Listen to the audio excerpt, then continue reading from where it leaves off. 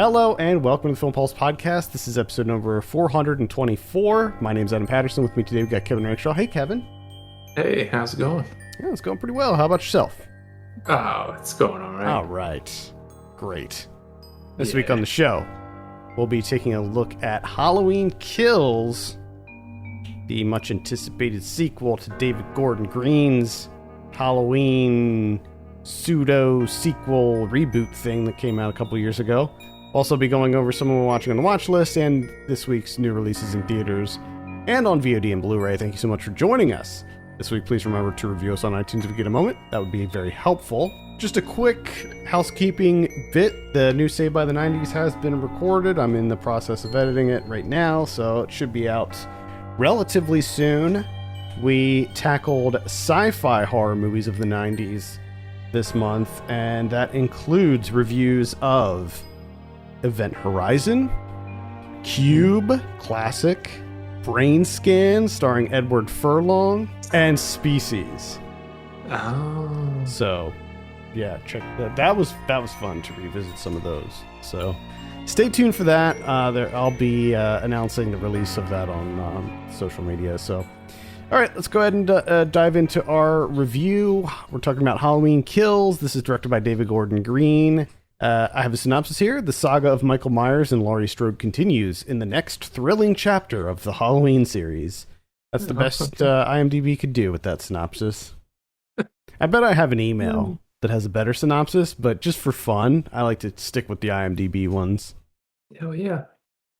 So, you and I both saw this yesterday. It is playing in theaters, and it's on Peacock, which I totally didn't even know.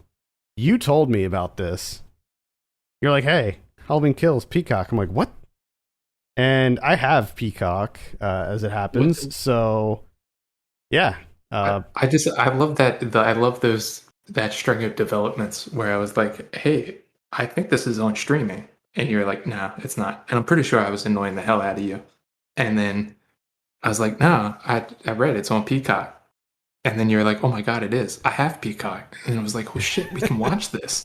Well, like, I thought it was, at first I thought you were saying like it's going to be coming to Peacock later, which made sense.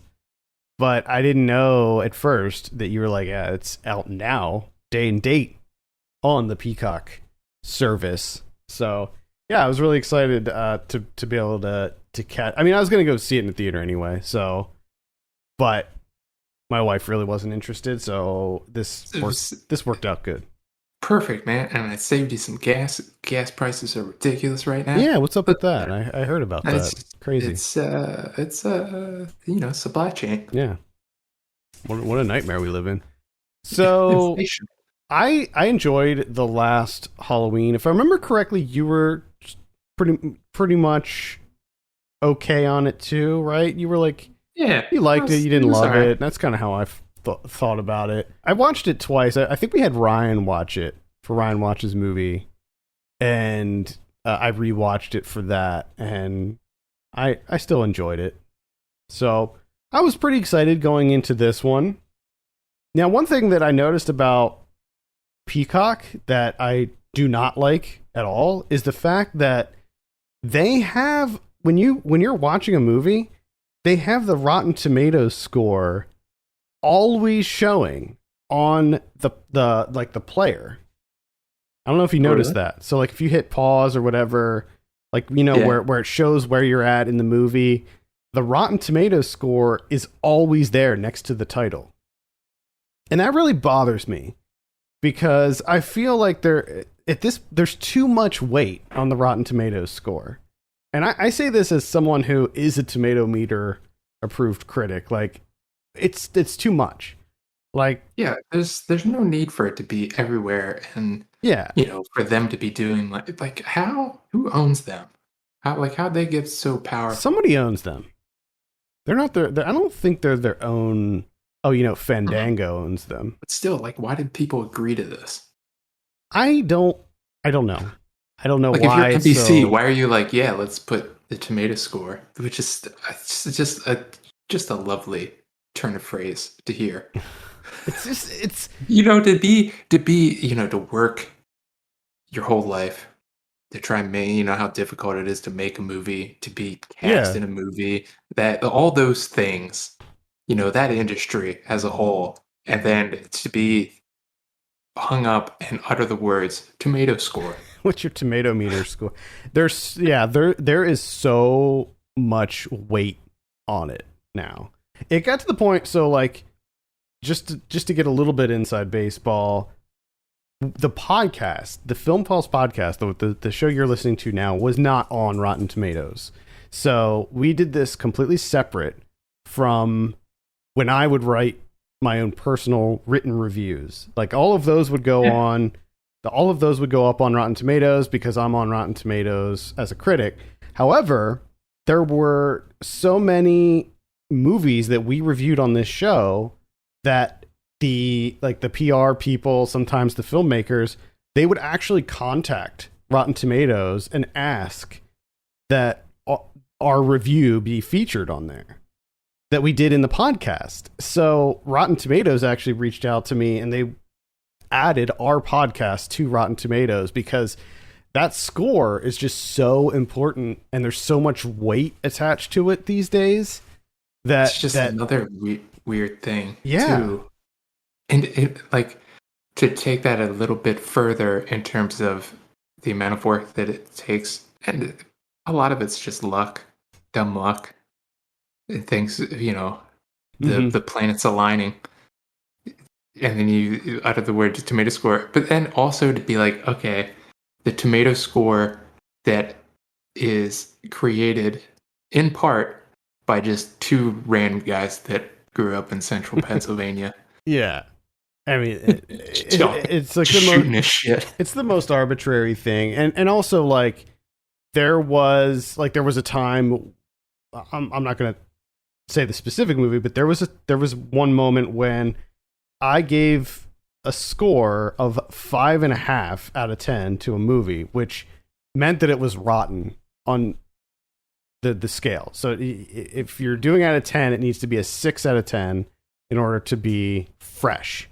And see, that's the problem. We've talked about this before. The problem with Rotten Tomatoes is it's either good or bad. There's no in between. It's either a good movie or a garbage movie. And there was a situation where I gave a movie a score that made it just at that rotten level, and it skewed the average down to where that movie, when you go to the Rotten Tomatoes page, it was rotten because of that. And the filmmaker ended up reaching out to me and stuff, and it was just a bad situation. It was just, and I think that Rotten Tomatoes is fine. It's a fine site for people who they're not sure about a movie or whatever. They want to see what people are saying or what critics are saying before they go spend their money and go see it. And I get that. I understand why it exists, and I like being a critic on Rotten Tomatoes, but at the same time, to put that much emphasis on the score and to have it be like on these streaming services where every time I pause Halloween Kills, the Rotten Tomatoes score is in my face. Like, I just don't think that that's good. I think that that's counterproductive when it comes to watching movies, because you're going to be influenced by that score that's staring at you. I also like that this movie has a bad score. So it's essentially like anytime that you pause this, right? The Peacock is like, "Are you sure? Like, what the fuck? You did like it's rotten." Yeah, and the funny thing is, like, they're really proud of it. They're putting their force behind this. When you go to the Peacock website, it's like on the homepage shows up, "Watch Halloween Kills now," but it's like you click on it and it's like 43% rotten, and you're just like, all right. Maybe I won't. I don't know.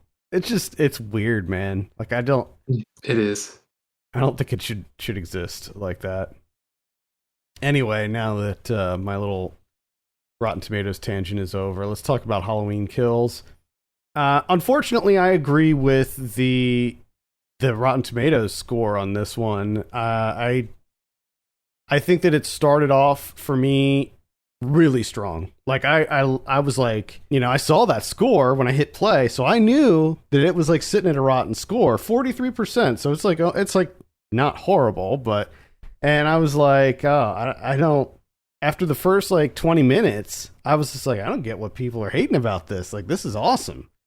But after I would say like maybe the 35-minute mark, it takes a very drastic turn and just completely bottomed out for me. Like, it just went downhill so fast for me that I was like gobsmacked at the complete 180 that this movie takes. And it was almost like it was like two different movies for me. Like, there was that first 30 minutes, I was loving it.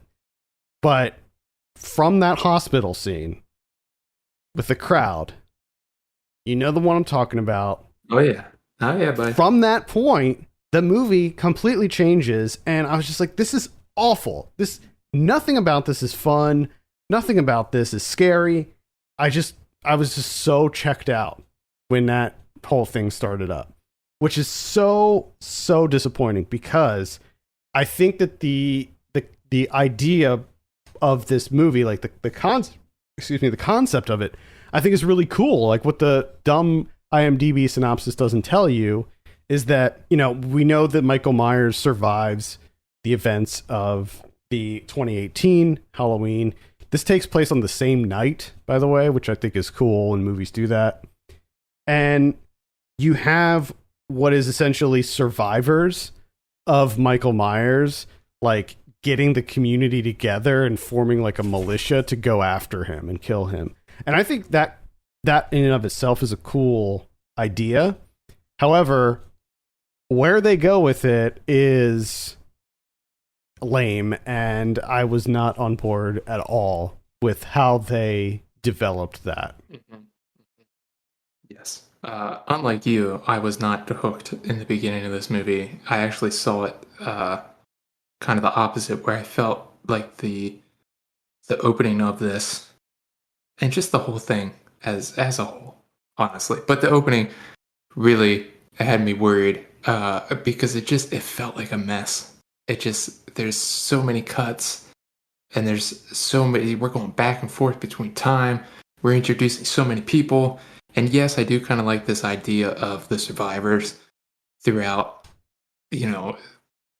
getting together to take them down. So there was a little bit of interest in that part, but the way in which that it was set up between, the flashbacks and introducing these people, and it just felt like a goddamn mess. And I was just really worried, like, okay, this is really sloppy right out the gate. This does not feel good.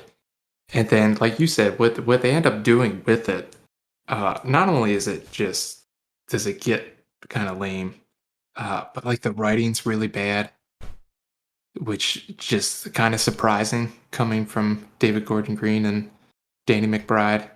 There's just some really laughable lines in this movie that just are fucking dumb as hell. I mean, I think that what it was they tried to inject this like social commentary into it, and I don't think that worked.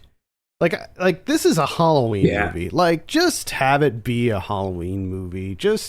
Let's just have a scary, bloody, fun time.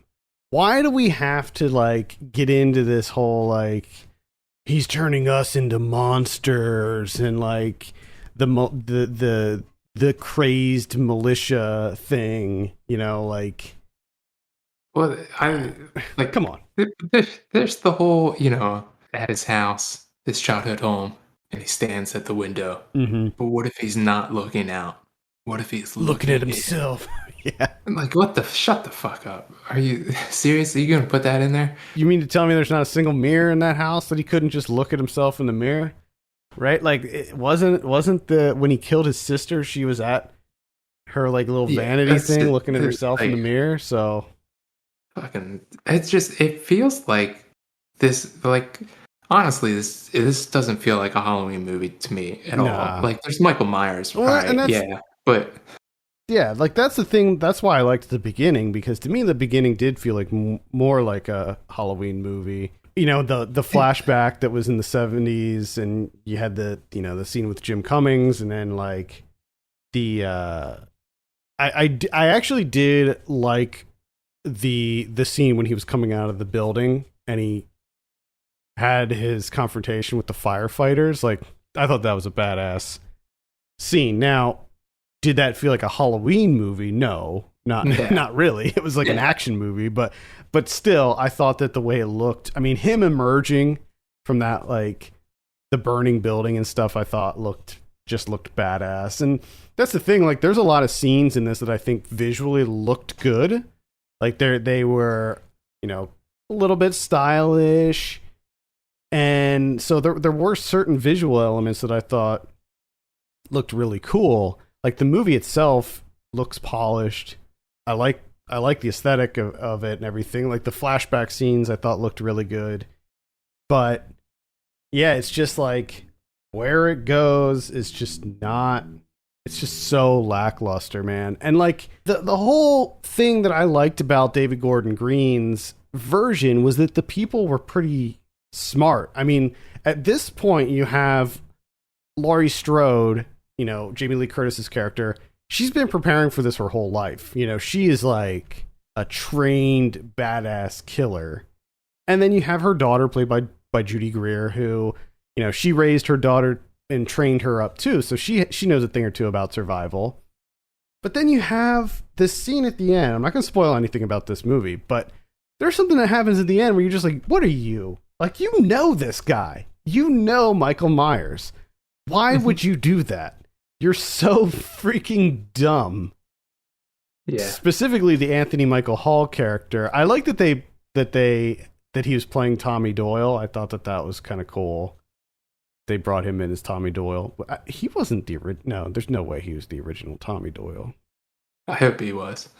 But no, I'm pretty sure he wasn't. There's no way he was. But he's too young.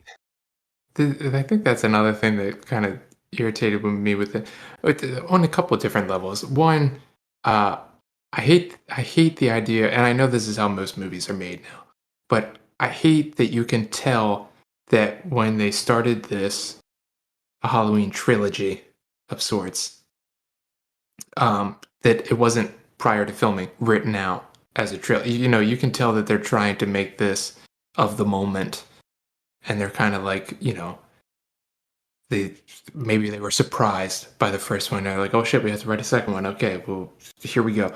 But it also feels like not only they're trying to make it of the moment, but it feels like they were forced into making it where, like they had to make it now. And Jamie Lee Curtis was like, I'm sorry, I'm busy. I can't be in it. And they're like, okay, well, we'll have you do like a couple scenes in a hospital.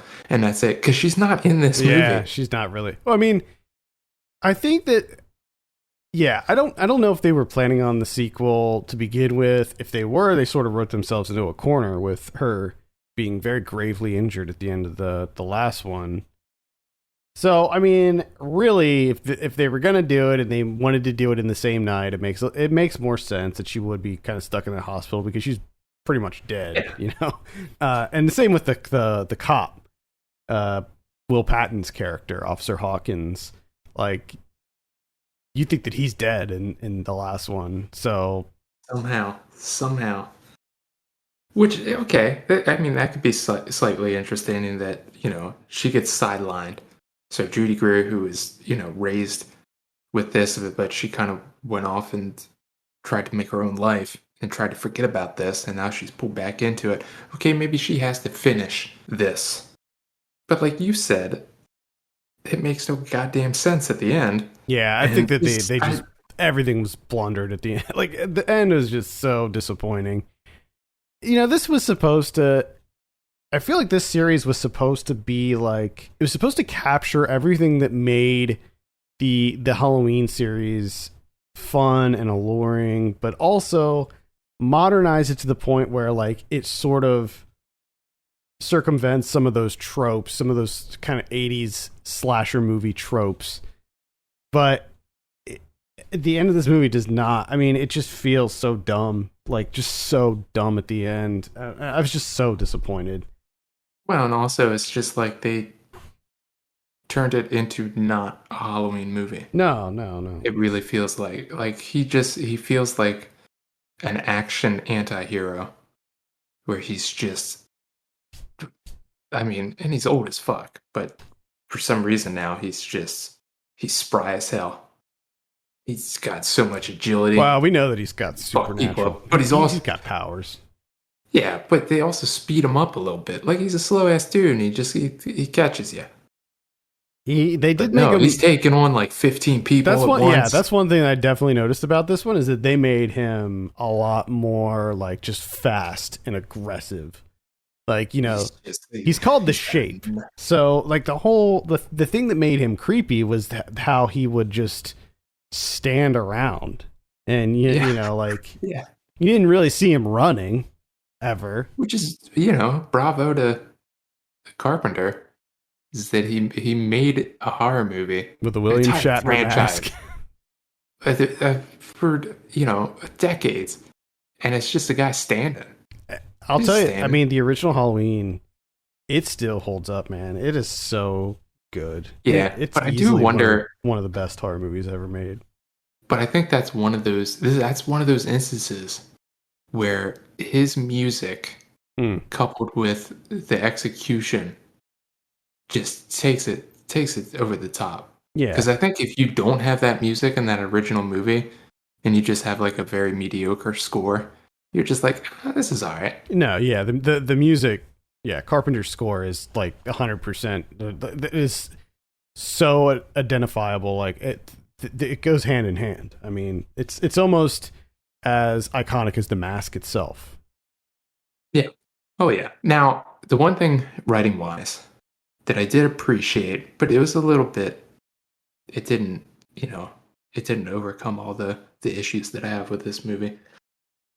But I did like, there's that the voiceover with he's turning us into monsters, and what if he's the hate that divides us, all that poignant of the moment commentary that we so desperately needed from David Gordon Green and Danny McBride in the Halloween series. In a Halloween sequel. Also Scott Teams, sorry that I keep Scott Teams Erasure, sorry. I did like as they're doing that, and you see this. I guess that would spoil it, though. Yeah, I think that would probably spoil it. Okay, we'll do a spoiler section, because that was the one thing where I was like, okay, I mean, I kind of like that, but a little bit, too late. All right, let's go ahead before we get into a spoiler section. We'll be putting that at the end of the show. Let's go ahead and give this a score. Kevin, what are you going to give Halloween Kills? It's just a goddamn mess. And I will say that I really appreciate, between this and watching Midnight Mass, my last couple of days just really, featuring a lot of Robert Longstreet. Really appreciate that. A lot of Longstreet. Big fan. Yeah. Wonderful. Love it. And it's odd to go from Midnight Mass with the big ass beard to clean shaven Longstreet. You don't get a lot of clean shaven Longstreet nowadays. No. But I really appreciate that. I enjoyed that. The Big John, Little John thing was annoying as hell. Yeah. It's just a goddamn mess. And then the commentary thing was just so poorly written. It's just so surface level and on the nose. Just, oh, man. I gotta say, I did like some of the kills. It was pretty brutal. Yeah, before we end it off, I did want to mention that the body count was significantly higher this time around, and they upped the gore. He kills the whole town. Yeah, they definitely upped the gore in this one. I really liked the kills. I thought it was good as far as all the kills go. There were some surprises in there. There was one. It wasn't even a kill really. A death that happened that surprised me. Yeah. That I thought was kind of funny. An inadvertent suicide. So yeah, that was good. I thought like all the makeup effects and stuff was spot on too. Yeah, it's just too much of a mess for me, and not in a good way. Same. It's not an endearing mess. All right, what are you gonna give it out of 10? Boy, like a 3. I'm sitting at a 4 on this one. So yeah. There you go, Halloween Kills. It is in theaters and on Peacock if you're a premium member right now. All right, let's take a look at what we have on our watch list. I don't have much this week. I, like you, have been watching Midnight Mass. I finished it last night. Or actually, I guess it was 2 nights ago. Really incredible. If you guys haven't started Midnight Mass yet, I suggest you dive into it. It's not like I wouldn't go into it expecting Haunting of Hill House or anything like that. Like, it's not like terrifying. It's not traditionally scary. Yeah. It's It's much better than, what was the Bly Manor? Yeah. Oh, yeah. It's way better than that. Not to say I didn't like Bly Manor. I just wasn't very engaged with that story. In fact, I pretty much forgot that movie or that show existed. So It's just, that was one of those instances of just, let's draw out everything. yeah, it was okay, but yeah, compared to Bly Manor, this is like way above and beyond. I mean, this show is like top tier Flanagan here. I do wish it was a bit more scary. Like I wish there were some more horror elements to it, but again, with like Mike Flanagan, the horror elements always sort of take a back seat to the characters and the interaction between the characters. Tons of monologues in this. If you like movies that have really heavy monologues, like this show is so chock full of monologues, it's insane. Yeah, we could have cut some of them, I think. Oh, dude, and a lot of them are very long too. So it's pretty intense monologuing. Anyway, so the only movie I saw was one called Bingo Hell. This is one of the Blumhouse Amazon Prime movies that dropped this Halloween season. I think there's like 4 of them that came out or something. Anyway, this one's directed by Gigi Saul Guerrero, and it's about an area called Oak Springs where it's an old neighborhood, and there's a lot of elderly people that live there, and basically their community is becoming gentrified and they're not happy about it. People are moving out. Companies are coming in. These like hipster companies are coming in, coffee shops and craft beer places and whatever, coming in and buying up the storefronts and stuff, pricing people out. And this bingo parlor opens up, and it is run by this guy named Mr. Big, and it's actually Richard Brake who plays Mr. Big. And he's such a creepy dude, like super creepy in everything that he's in. He's such a good horror actor. Unfortunately, this movie is absolute garbage. I really hated it from start to finish. Like, I just could not get into it. I tend to like movies about gentrification, but for whatever reason, this one it was so ugly. Like, everything about this movie just looked horrible. And the story was just all over the place. Nothing felt cohesive. And it was just a real disappointment. I think that this director, Gigi Guerrero, I think that she has a lot of promise. She did Culture Shock, which was another Blumhouse. It was like a Hulu one. And that was pretty good. And I heard that some of her other films, what's it called? Barbarous Mexico. I heard that was pretty good too. So I think that she has a lot of promise as a director, but I think that this project was just not the right fit for her necessarily. It just, I don't know, it felt really cheap. It felt like a TV show, almost like an episode of Tales from the Crypt. Okay. Not like an actual movie. So yeah, Bingo Hell, cannot recommend it. Just don't waste your time with it. I have one that I have no idea what to think. Honestly, I still don't know what to think. And that's House from 1986, the Steve Miner American Hmm. House. Not the Japanese, not that one. The This is American one. this is the American 80s, whatever the hell that it is. Ding dong, Not you're dead. Ding dong, you're dead. Roger Cobb, who is a horror author that everyone just recognizes, just everyone knows authors back in the 80s. Yeah. Everyone was a huge fucking fan of this guy.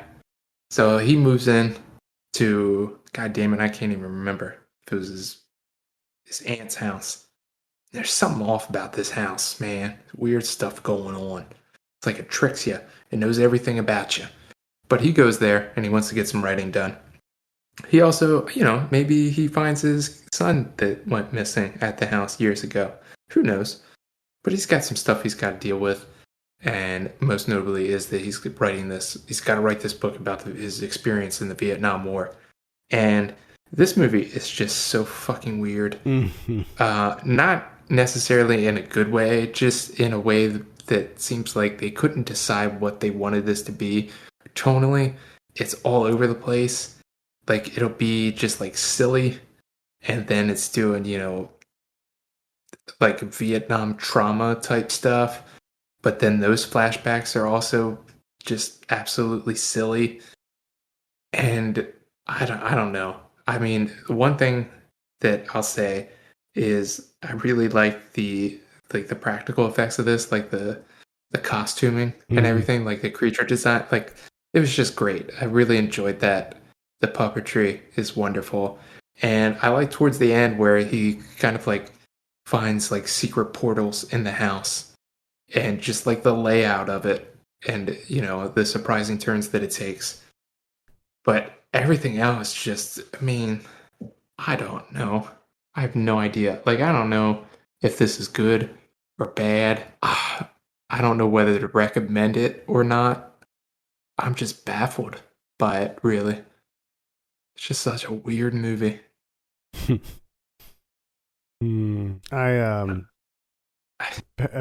I remember having fun with this one. However, I gave it a 2 on Letterboxd. So That's what I mean. Like, it is fun, but I don't know if it's always necessarily fun in the way they want it to be fun. I think there's times where it does like lean into the silliness where you're like, okay, this is fun. We're having a good time. It's lighthearted. And then there's other times where they try and go the serious route, but that comes off as sillier than the silly aims that they have. I don't know. It's just back and forth. It's a wild ride. It's a weird one. well, at least it's better than House 3, the second story. Oh, yeah, probably. I don't even need to watch that to know. Well, that one. Sorry, did I say House 3, the second story? If Yes. so, if so, I was typing House 3 when I wanted to say House 2, the second story. Oh, so there's a second one. Yeah, there's a second one. House, it's separate. Like it's in name only, really. It's just really bizarre. Like, there's a section where like the neighbor brings her kid over, which just seems completely out of nowhere and unnecessary. Just bizarre. Just bizarre. And then like he does find his son, but it's been a couple of years. Like, who's feeding this kid? How, what? I don't.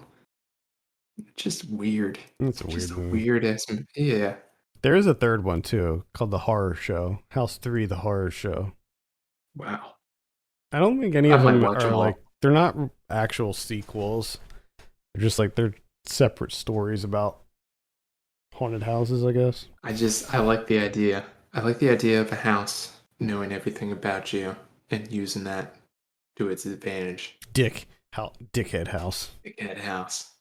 Just being a fucking dick. Just poking at you, just pissing you Yeah. off. Just and I like that it's creatures too. Mm-hmm. Why not? Like, two creatures just show up and take that kid up the chimney. Who are the creatures? Why are they interested in that kid? The fuck are they doing? All right, so that is House. No, I have more questions about Okay. House. You help me answer 'em, okay? I don't know. I can't answer these questions. Okay. It's a weird movie. It is. It's some. It is some. Anything else on your list? Just Midnight Mass, like you. I'm not as deep as you are. And then X Files with John Doggett. Oh, so you're getting towards the end. Yep, John Doggett Is it in there. Doggett or Daggett? Doggett, Doggett. Doggett. I'm supposed to Daggett. He's such a fucking asshole, fucking dick. I stopped watching it during those seasons, so I think that there's a lot that I missed. It's during funny that because time. they essentially make him the new Scully, where he's like, well, this is ridiculous, and there's no way it's going to be that. And now Scully has to kind of play the Mulder role, where Mhm. she's like, I've seen some things over the years, so keep an open mind. Mhm. And they do have fun with it, where the one episode they fight a metal man, and at Oh, one point nice. he is like, you're telling me that there's a guy out there made of like super alloy metal? Come on, Scully. And she's just like, keep an open mind. And I was like, nice. Good work. So you got to the cops episode, the cops crossover. Oh, yeah. Yeah. That's That was a I fun. love that one, man. That one's so good that they did a freaking cops crossover.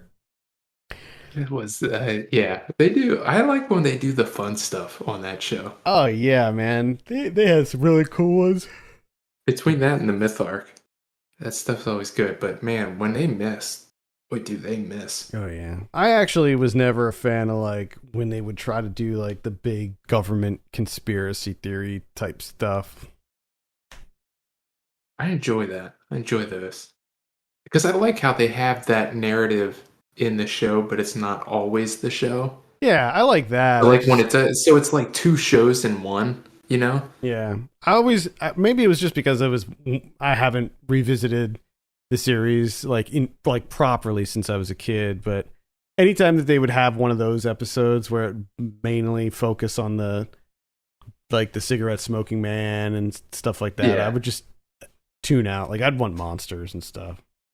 But I gotta imagine that probably back in the day that probably was annoying as hell because it even is a little bit when I'm streaming it at home because back in the day you would have to wait a week Yeah. to see the next episode. And this happens at home where I have all the episodes at my disposal. I'll watch one at night and like it's not the government thing. And I'm like, oh man, when are they gonna get back to the government thing? Well maybe tomorrow night when I watch that episode. And then I watch that one and it's not. And it's like, man, come on. Get there. Get there with it. What are you Let's what's going on go. here? All right, let's take a look at what we have in theaters this week. Dune is the biggie. Oh, that's the one. I know you're excited about Dune. I'm excited. I'm mildly excited about Dune. Okay. I'm not the biggest Dune fan, to be honest with you. I like Dune. I mean, I liked Lynch's Dune. See, I now, granted, I saw this when I was very young, so I think as like, a 10-year-old, Yeah. Dune is not really the movie for you. No. No. But I don't know. Maybe if I revisited Lynch's Dune now, I'd like it a lot more. This is my wife's thing. She's read Dune. Oh, really? She's really, yeah, she is. She's big into Dune. Big Dune head. Oh man. Big old Dune head. There should be some sort of like nickname for Dune fans, like Trekkies. It's probably Doonies. Doonies? You think Doonies is Dooney. I'm gonna look it up. The internet. what do Surely they will call tell Dune? me. What do they call rabid Dune fans? Either way, I'm pretty excited for this. I'm sure that it will at the very least be a visual spectacle. So we have that to look forward to. So yeah, I'll definitely we'll be reviewing Dune next week for sure. Oh, definitely.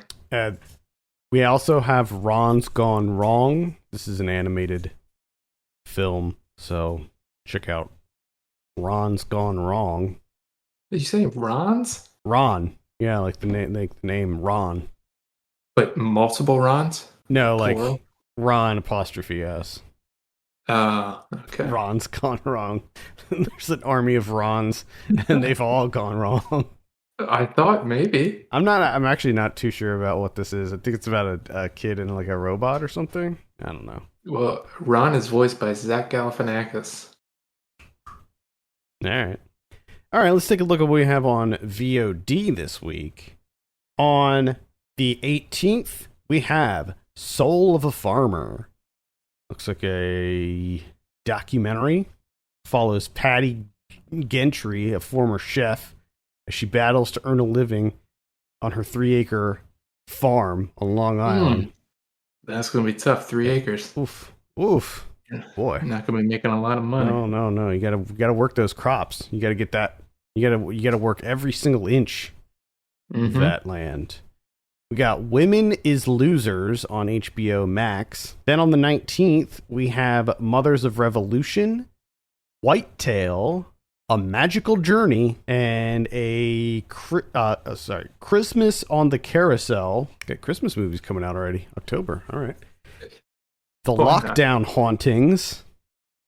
Capitalize on that COVID there. Got it. We got Ouija Japan. All right. Capitalize on the Ouija film that came out like 10 years ago. Runt. We got Last Man Down. Smoke and Mirrors, the story of Tom Savini. Special effects Maverick. Tom Savini. We have Knocking. This is a psychological thriller. Had some cool elements in that one. Didn't love it. We got Dash Cam. This is not the one that I mentioned a couple weeks ago. Are you serious? No, it's a different one. This is a different Dash Cam. This one has Larry Fessenden in it, but it looks not very good. So on the 20th, we have Found. That's going to be on Netflix. And then on the 22nd, we have Warning. What is Warning about? It's like a sci-fi movie set in the not-too-distant future. It's an intense sci-fi thriller.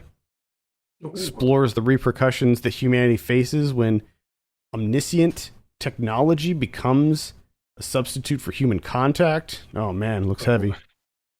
Looks like there's some meaning behind that one. We got Rhapsody of Love, No Future, Broadcast Signal Intrusion. That's a decent one. It's a decent little horror film. Every Last One of Them, At the Ready. That's a documentary. I believe that's a documentary about, students in a high school in Texas enrolling in a law enforcement class. Ooh. Yeah. Ooh, kids becoming cops. Wonderful. No one wants that shit. Nope. Are you kidding? Can you imagine? The Estate, Bergman Island, and that's about it for VOD. All right. Blu-ray this week. Looks like Scream is coming out on 4K. Oh yeah. Yeah, this comes at the heels of the trailer for the new Scream movie coming out. I don't know why they didn't call it Scream 5. They should have just kept it numbered. Instead, they went back and they're just calling it Scream. But it is it's a very clear sequel. It's not like a reboot or anything like that. Like, you have all the same characters: Courtney Cox, Nev Campbell, and David Arquette coming back. They just want to fuck up your internet. That's what it is, man. Like, just call it Scream 5, dude. Like, Scream 4 didn't. It's not like Scream 4 came out 25 years ago. You know, like, Scream 4 is not that old. So I feel like you could call it Scream 5 and it would work so much better. Either way, I'm down for the new Scream. It's directed by the guy who did Ready or Not, or the two guys who did Ready or Not. So that's a bonus. Got Silence of the Lambs in 4K coming out. Demons 1 and 2 is coming out on a double pack 4K release. Man, I want to watch that. Yeah, Demons. Classic, some classic Italian horror right there. Let's see what else we have here. Old, that's the M. Night Shyamalan.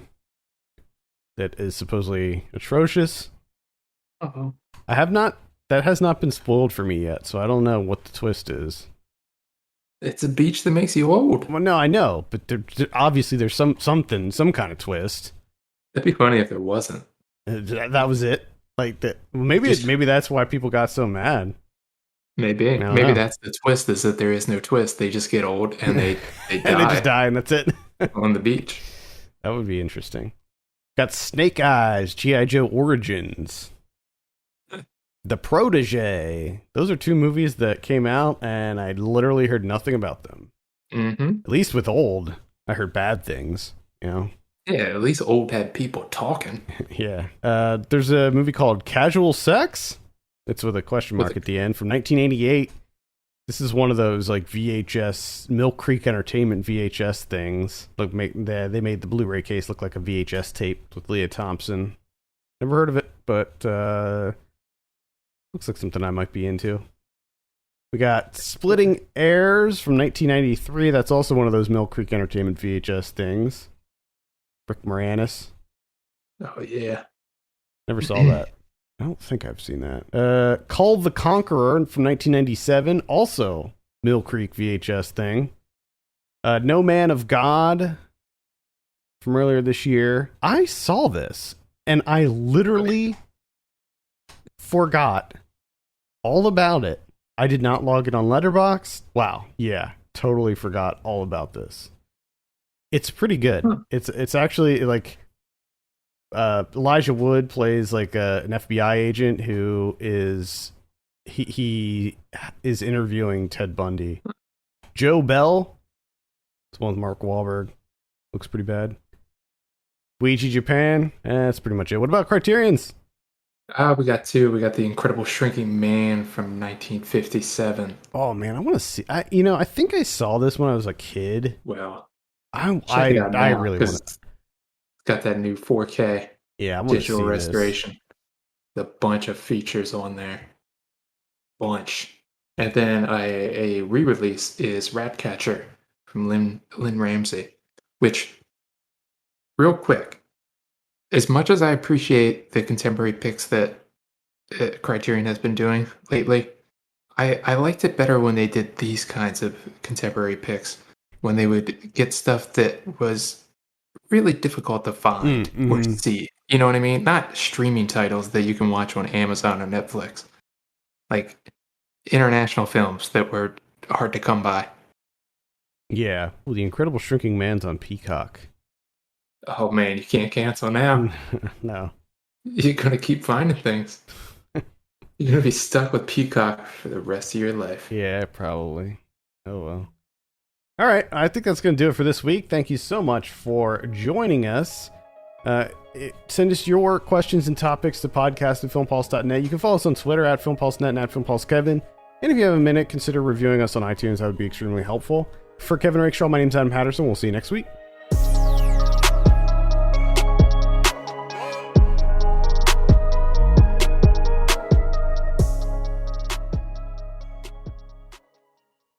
All right, let's talk about some Halloween Kills spoilers. Spoiler time. One in particular, really?